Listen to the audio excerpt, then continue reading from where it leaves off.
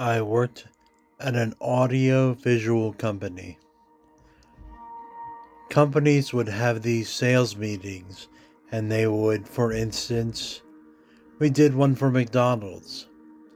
They find some nice location, and they bring out the best sales reps, and they wine them and dine them.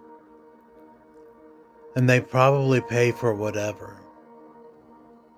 I think it's just an excuse to get the guys out of the city so they can be footloose and fancy free. And then we do these slide presentations. When I say slides, those things don't even exist anymore.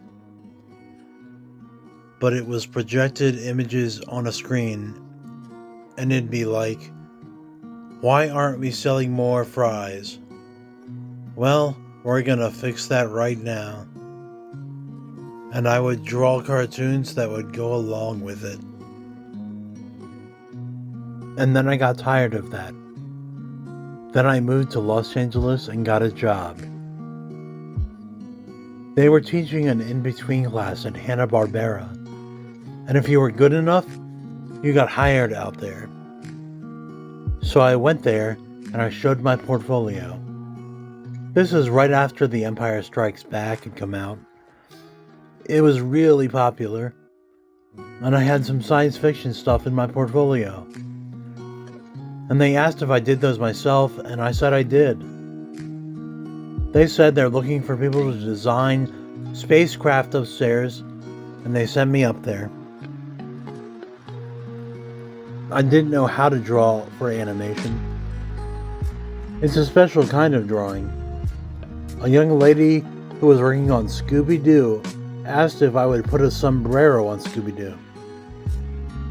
If a character appeared in more than 2 seasons, it had a model. Nobody wanted to do what they called prop drawings for the models. I did one, and it saved my job, and I worked for her. That was a turning point for me. I went in there thinking Hanna-Barbera's cartoons were so bad. I liked the ones in the 60s I grew up with, but they were doing Scooby-Doo and it wasn't even the original ones. It was the later ones, and I thought they were just horrible.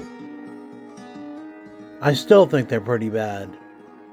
I went in there thinking, I can draw that, and I learned how little I knew and how good the guys working there actually were. You just never saw it on the screen. I didn't get on the Super Friends until I'd been working there a while. Second or third year maybe. I was working on Richie Rich. It was very seasonal. I would work from May to maybe September. Jack Kirby was there and doing all the models for all the shows. He'd work from home and bring like 50 models a week. That's how I got into it. I think there was a full year when I was head of modeling at Super Friends. I learned it's easier to draw a character once, but you have to draw him from the front, the back, the sides, 3/4. You have to think in 3 dimensions. And I realized how little I could do that, because I was just faking it.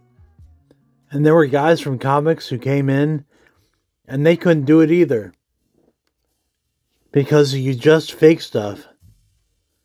But you can't in animation, because you have to be able to turn that character around.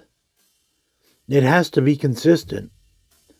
I dreaded going to work every day because my boss just made me feel so bad about myself. But in the long run, it made me think about perspective and volume, and if I'm anything, it's because of that experience of being the worst guy there.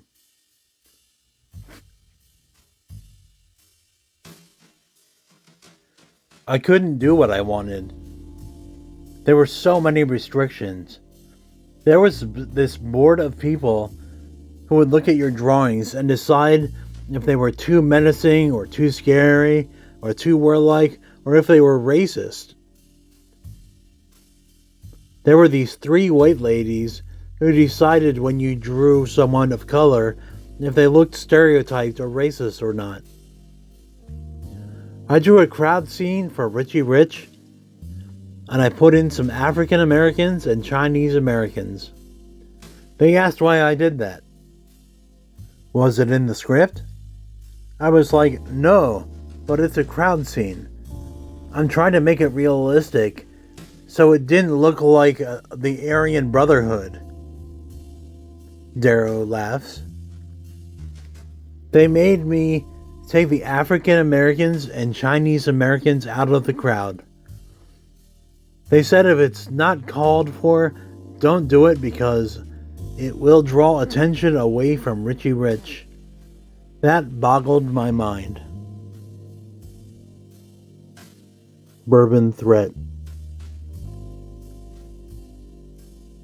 The first thing I did was, I remember I submitted it. I showed it to Archie Goodwin, and he was kind of like, I don't know what I'd do with it. So I said, well, you can print it. But this was in the 80s.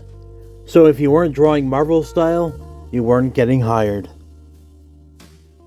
It wasn't until the Image guys, while they were still working at Marvel, that publishers started opening up to it. It didn't have to be either Jack Kirby or John Buscema. I love all those guys, but I think Bernie Wrightson, Barry Windsor Smith, and Michael Kaluta brought a whole different look. On Dave Stewart recoloring the Bourbon Threat stuff, Geof had this to say. Well, he hasn't started yet, and part of it won't be recolored, because part of it originally was colored by Studio Hergé. If you know Tintin, it was colored by his niece.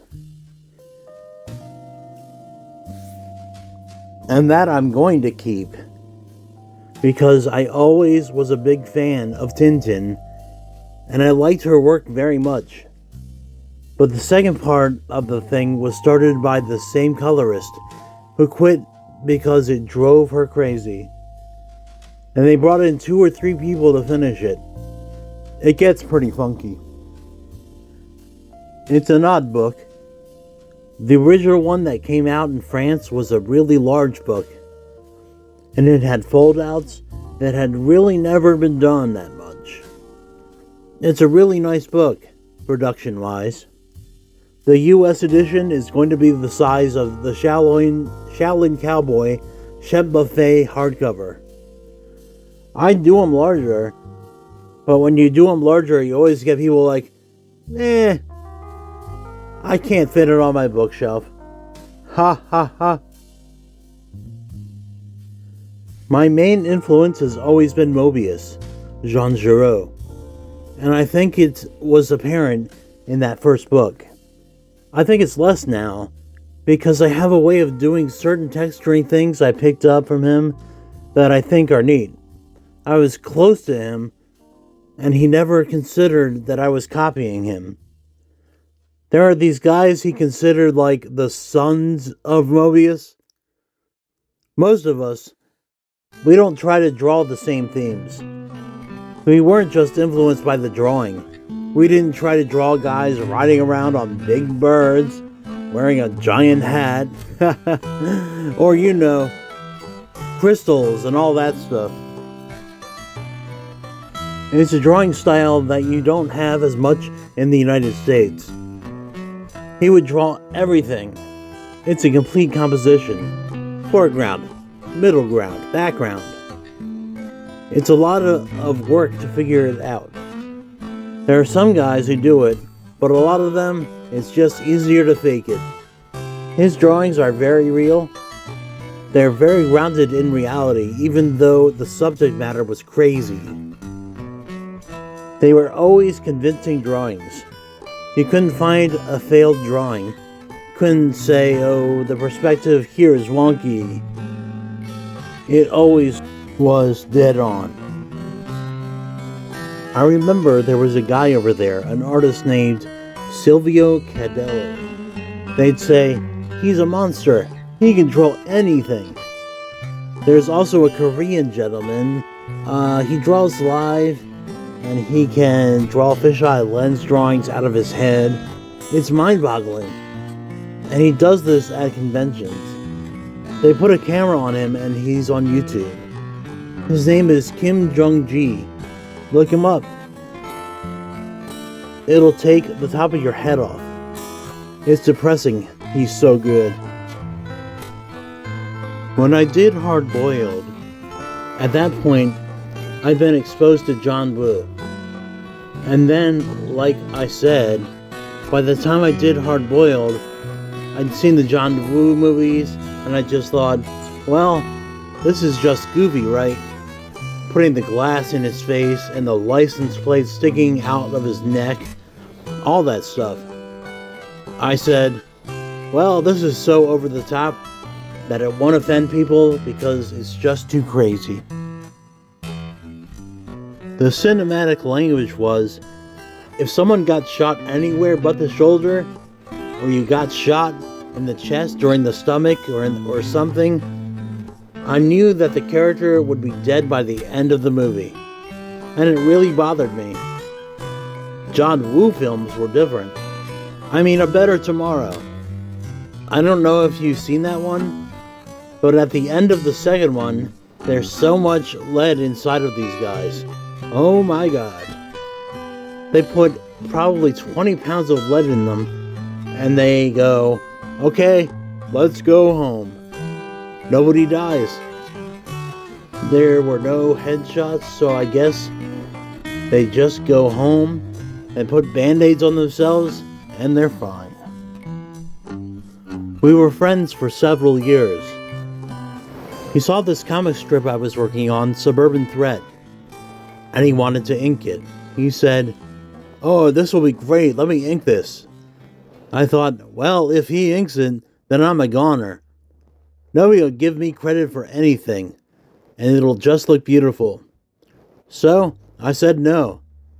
But my publisher at the time came up with the idea of a portfolio that I could draw, and he could ink. That's how City of Fire came about. It was a lot of fun. I'm really proud of that, and I'm proud to have worked with Frank. I just hope that I haven't embarrassed myself. I met Frank Miller through Mobius. When Mobius was living in California, he said, do you want to come over? Frank Miller's coming to see me. And I said, yeah. The team of Hardboiled admired each other very greatly.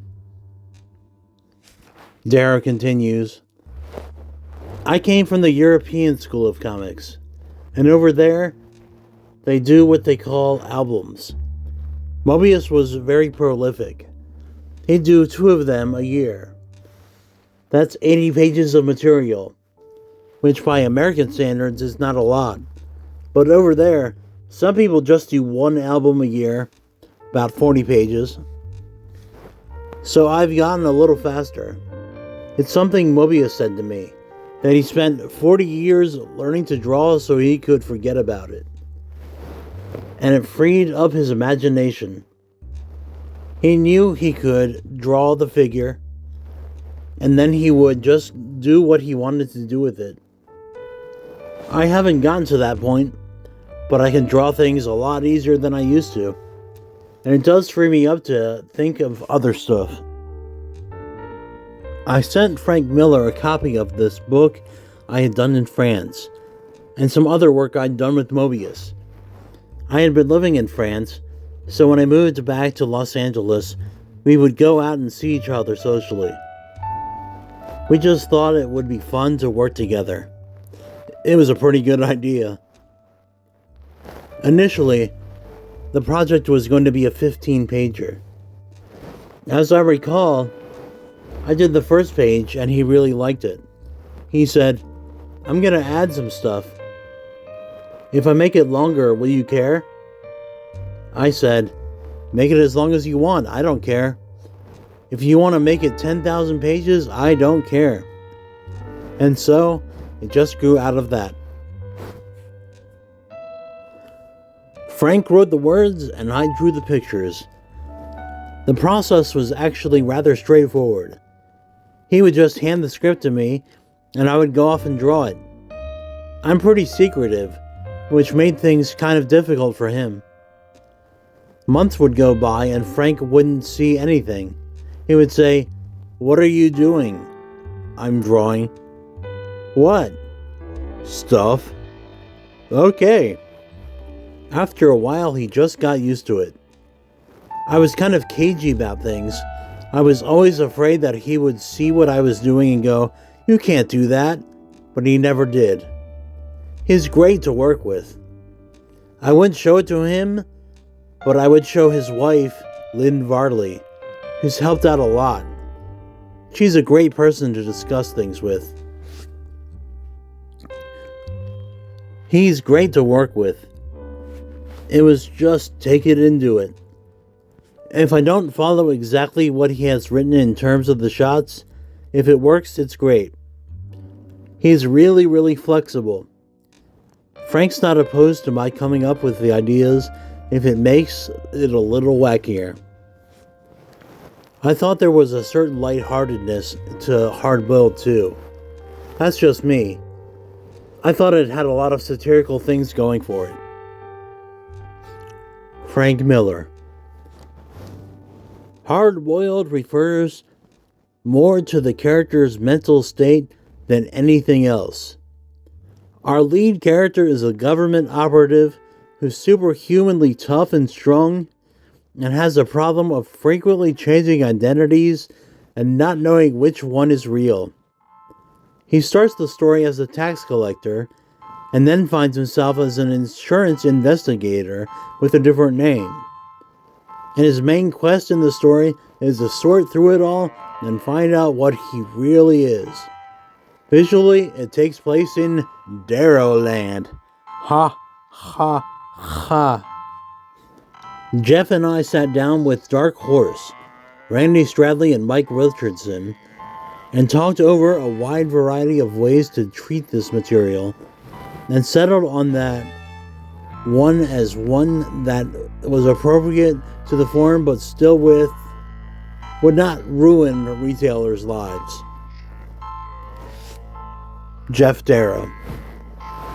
I started in Los Angeles, and then I moved to France. I've been finishing it over there. Much of Hardboiled number 2 was done over there, and most of number 3. I like it all. There's a lot of dialogue that Frank has written that I like a lot. About my own work, I don't know. It scares me. I don't like to look at it because it never turns out the way I want it. I'll look over my old stuff on occasion and I'll think, well, that's not that bad. But my first reaction when I see is usually utter horror. I'm just sort of embarrassed. And I'm afraid Frank will go, "No, you moron. What did you do that for? We'll be the embarrassment of the business. I'll get somebody else to finish this." Between Frank and me, it's 50-50, and we play off each other. Sometimes he'll just take things, and if he asks for 10 of them, I'll give him 50. We each try to outdo the other. They seem to like it. I guess they do. Anyway, it sold pretty well. We get a lot of letters. Some of them are really disturbing. But that happens to everybody, I guess. To me, the violence level isn't any higher than a regular issue of The Punisher. The only thing is, you see that the effect of the violence isn't very pretty and hard-boiled, and I don't think it should be. I'm from the Sam Peckinpah school.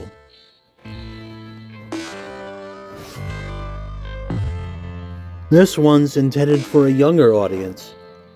Both of us felt we had went as far in hard-boiled as anyone was likely to go for some time in terms of the carnage. And even though this one's got big monsters and lots of destruction, it's going to be a much more straightforward hero comic. If people think it's going to be a guy running around in a field full of daisies, well, there's not much blood and guts, but for my money, there's more action in the big guy than there was in Hard Boiled. The second issue is just out and out, non-stop action. Jack Kirby kind of monster fights.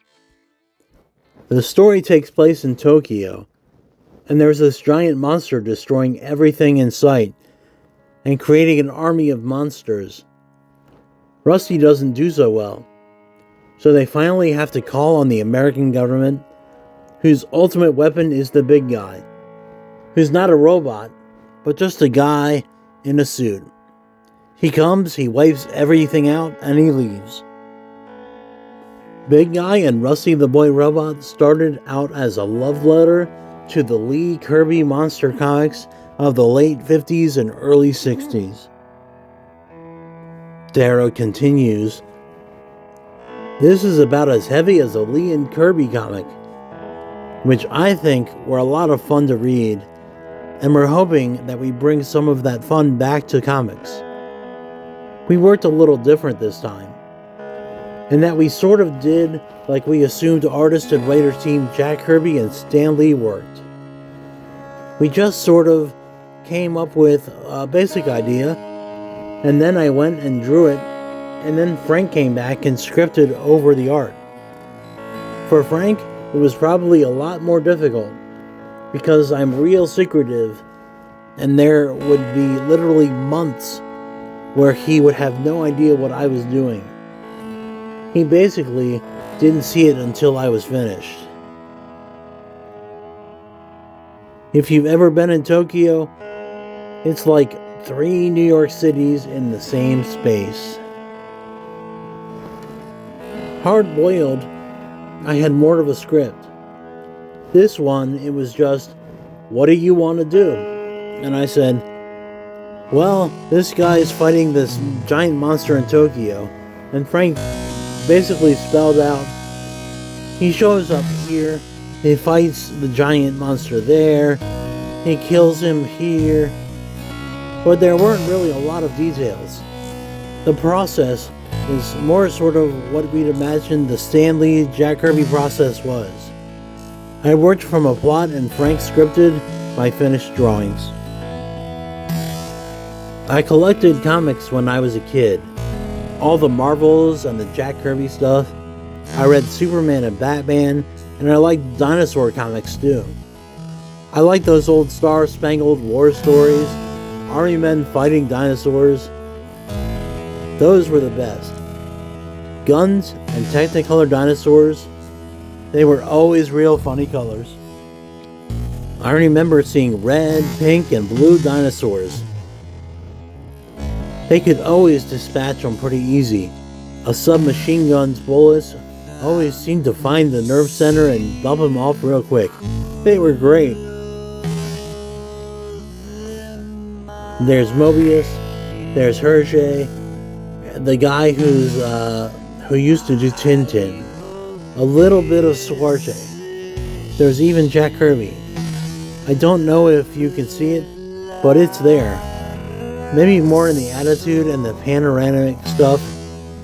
He was always over the top and giving it 100%. Another obvious example of his influence on Big Guy and Rusty was the classic kaiju films of yesteryear. Geof Darrow continues, I think they're really a riot. I just like them. I just wanted to do some action. A while back, I was asked to write an introduction for a Japanese artist. I started up the introduction by saying that my initial impression of the Japanese people was that they spent all their time just running away from these giant monsters. In fact, he has his own private theory on why Japan has such terrible luck with giant radioactive critters. Actually, These giant monsters were probably constructed by the real estate people in Japan. They come in, they tear down the buildings, and now they have all this space. They can rebuild and provide all these new jobs and stuff. In all of the Japanese monster films, they'd always have, they'd be building some sort of huge nuclear reactor or whatever, and there would always be a little boy that they'd let in, like, oh look, it's Takeshi. Yeah, sure, they let a little kid in there. Either that or the kid would have a pet turtle, or there would be some stupid animal running around. I like Godzilla, but I guess I'm really sort of attracted to Gamera, because he's really the epitome of stupidity. Just a goofy looking big turtle. I'm told that the design that they used would change. When he was walking, his structure was different than when he was flying. I mean, they had two different rubber suits for that creature. Gamera is actually in the big guy. You'll have to look to find him, but he's in there. Other than kaiju and Marvel monsters, Darrow pointed out the obvious. Surprisingly, he didn't realize until the project had concluded. He says, it's funny. In looking at it now, and you're probably gonna say, he's just bullshitting me. But I guess the big guy does have a sort of gigantor thing to him, and I wasn't really the intention. It seems to me there's obviously a certain Astro Boy thing going on there too. Looking at the book now, I can see that it does. Regarding his secrecy from Frank Miller and other writers, he said, I've always found that if I talk about something too much, then I don't do it. I'd rather just do it as opposed to talk about the project. I always had a lot of fun working with Frank. I don't know if Frank has a fun time. I think I drive him crazy. He doesn't even ask me anymore. Every once in a while, I'll think maybe I should tell him more. I'll start to tell him and he'll go, yeah, sure. Regarding the dialogue, Geof gave up this. I haven't even read the script. The only way I know how he talks is the way he talks from the Madman comic. But I haven't seen his final script. Frank tells me some of the dialogue every once in a while and I'll laugh about it. But I haven't read it all the way through. The two planned a sequel, but that never came to fruition. It's something everybody can enjoy. It's not a kiddie sort of Sugar and Spike or Harvey Comics type of thing. It's just a good comic that we hope is sort of in the tradition of Lee and Kirby. It's action-packed. Give it a chance. I'll finally get to draw a character that will be facing somebody his own size. It's not that easy drawing a giant monster because you're kind of limited. You can't do that sort of toe-to-toe fist-fighting kind of thing. The scale is so different. Hopefully, I'll work with Frank again and also do some stuff on my own. I am really gonna do some short stories based on stories by Andrew Vaught. I draw really tiny thumbnails, about 2 inches by 3 inches of the whole page basically. They're really small and they're very abstract, and I just figure out the angles. Then I go and I just draw them. They pencil drawings are really complete. They could probably just shoot straight from the pencils. I always figure out my perspective and my point of view and my horizon line. I'll grid it out a little bit and I'll just draw a bunch of lines going off to the vanishing point. so I know where things are going. Then I'll draw one thing, and it kind of goes from there. It's really hard in the beginning. Oh, this looks like shit. Most of my drawings start out pretty boring. So I get bored, and I'll start drawing a guy in the corner urinating, nothing to do with the story, or a dog rapping, just different things to make that scene specific. It's not just a generic scene. There's a story going on. Generally, what's going on in the background is more interesting than what's going on in the foreground. There seems to be more backstory in the background than in the foreground of what I do, if that makes sense. I find it interesting to draw a background that's pretty realistic, but if you've got something crazy going on in the foreground, it makes it even more surreal because it's grounded in reality. That was something I picked up from Mobius. If everything's crazy, nothing's crazy.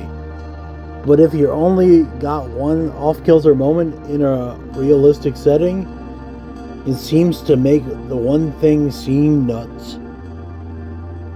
When I was drawing Hard Boiled, Frank Miller would say, "Why did you draw that?" Then I swear to God, a week later he'd go, "I was walking down the street and I saw a guy doing something like you drew." It's all out there if you keep your eyes open. I remember I drew these cars and they had giant soda cans on top because I thought in the future people would really buy in bulk. Later I was in Paris and there was a car driving down the street advertising Red Bull, and it was just like this drawing. This kind of Red Bull can on top of a car, I found that wild. I prefer pen and paper. I played around a little bit with the computer, but I like having the drawing afterward, and I can sell it. I've got so many portfolios full of drawings. I draw on paper and I ink on a light box, so the pencil drawing is separate from the final drawing. I think the pencil drawing is much more interesting than the ink drawing anyway. My pencils are really tight. A lot of people say, "Oh, why do you ink it for?" It doesn't change much. To me, it looks different. And when I started doing comics, they couldn't reprint pencil. Now you can print anything. It's so great. You can use any technique in comics nowadays. Back then, you just had to use ink, or the pencils would look really, really funky and broken up. You couldn't reproduce anything very well either, which was hard. Frank Whiteley, if you're familiar with his work, he doesn't ink anymore. It's all manipulated from the pencil. I have to tell you, by the time I start inking something, I'm like, Jesus Christ, I wish you could just print this in pencil. On how long it takes him to do a page, Darrow says this: I would guess 2 days, if I'm being honest. Sometimes I can do a page in a day, but when I start doing things like overlapping figures, that's difficult. If I'm just doing one figure, standing there talking, or a headshot, I can draw that stuff pretty fast. In that latest book I did, I had all these figures, and I kept drawing all these overlapping figures in the foreground to give it more depth, and pushing things way, way into the background. It was crazy. Sometimes I just feel like, God, I've worked all day and I haven't finished anything. So the idea of actually finishing something in one day, to me, is really amazing. It doesn't happen that often. I'm just undisciplined, I guess. I get sidetracked, like, well, I'll draw these guys over here smoking cigarettes or eating a pizza, or a dog pooping in the corner. I think this drawing isn't very interesting. I'll put some little things in there that if they don't like the drawing, at least they can read some goofy sign or some weird product. I grew up in the 60s, and so many of the commercials were so funny, especially cigarette commercials. I was really sad when they took them off the air, because I liked the jingles and because they generally came from pretty good campaigns. They were just so funny that they would push cigarettes as being healthy. They'd have ads with guys after they played a game of tennis. Nothing makes me feel refreshed after working out like a Camel or a Cool cigarette. 9 out of 10 doctors recommend Cools. You know, I wrote a Shaolin Cowboy animated movie. That script was pretty conventional with a beginning, middle, and end. So I guess I can do it. I just don't like the idea. I know what's going to happen, but I don't always know what's going to happen. With Shaolin Cowboy, he's just walking through life. You're following him, and stuff happens to him, but he's not going to run around in a van with a talking dog and solve mysteries. Well, maybe. I wish I could finish that one, the animated movie. If someone wants to put up 3 or 4 million, maybe. Which is not a lot by movie standards, but by animation standards in Japan, that's a lot of money. It's sitting in boxes, almost half finished in Japan. It was a very hard experience that ended up not going so well. As rough as it was, I always thought, at least in the end of it, I'll get this crazy movie. And I didn't even get that.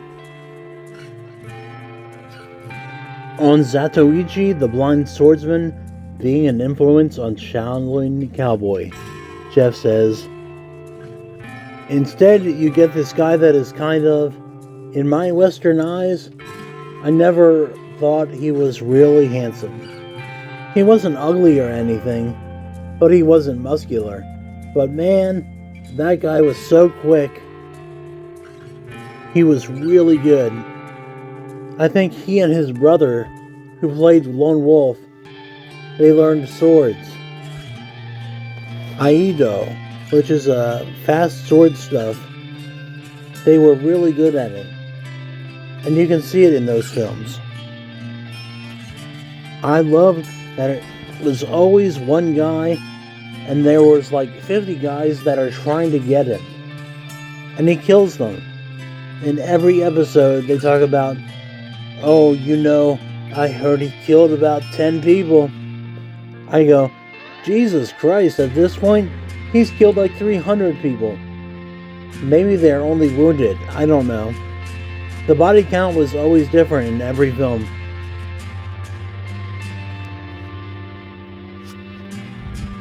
On Shaolin Cowboy, Darrow says, fun is like getting him out of a room. Like, how do I get him out of this room? I could just show him leaving, and then next panel would be him outside. But then I think people go, well, how did he get out of the building? It's crazy stuff. It took me a long time, like with Shemp Buffet. I wanted to get him out of the desert. That one, Shemp Buffet, the one with the big zombie fight, was because I really liked The Walking Dead. I loved the George Romero films, and I watched The Walking Dead, and I'm like, okay, come on. When are we gonna have some more zombies killings? Because for me, Evil Dead movies are just perfect. And I thought, I'm going to do a comic where, let me see how far I can push people before they get annoyed. It's just him killing zombies. That's what I wanted to see. So that one was just that one. After that, I thought maybe I should do something with a little more of a story. But that one and the next one and the one after it just kind of are just one story. It all kind of takes place within a couple of days. Then the one with the Komodo dragon, then a little more time passes. But those from Shemp right until halfway through Cool to Begin, it's just a few days that passes. Projects that never happened. The sequel to Big Guy and Rusty the Boy Robot. Although there was eventually a cartoon. There's some cool merchandise out there as a result. In fact, the only action figure I own is due to the TV show. I just checked eBay, and this particular figure can be found for less than $30. Some related toys were more affordable, though I decided they didn't meet my aesthetical levels.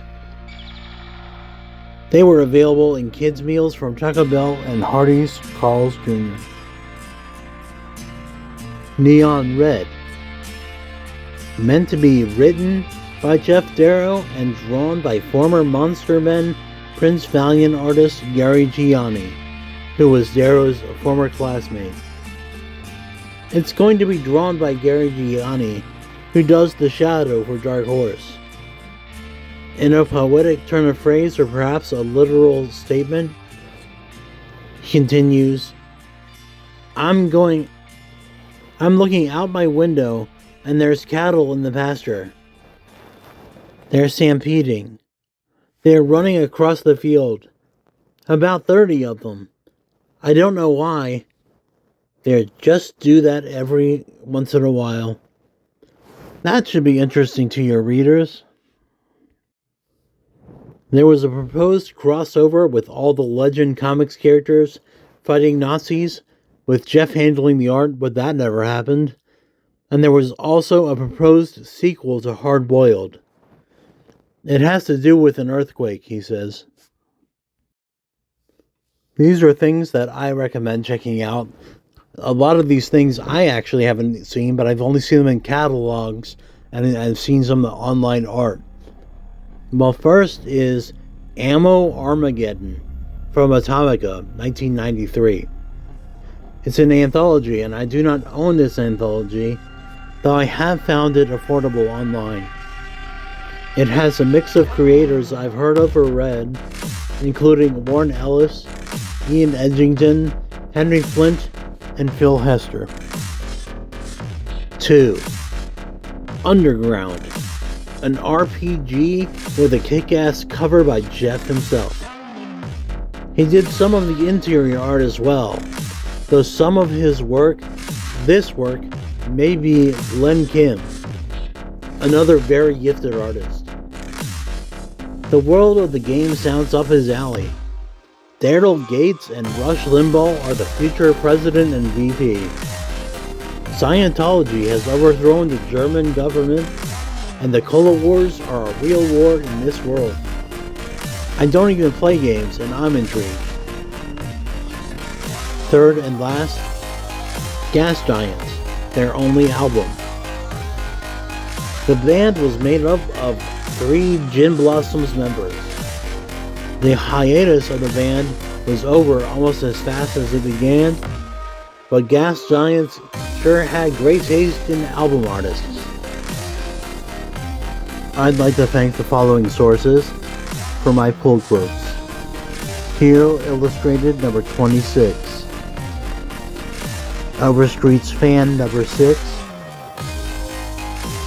Comics Interview Special number 2. Comic Scene number 22. Then I used the Paste website. And last but not least, I'm going to thank Eric Tinberg, who gave me a lot of personal information from shows he attended. Thank you very much. Remember to like, subscribe, and all that jazz. And we'll see you next time on the Jamesy Wamesy Show.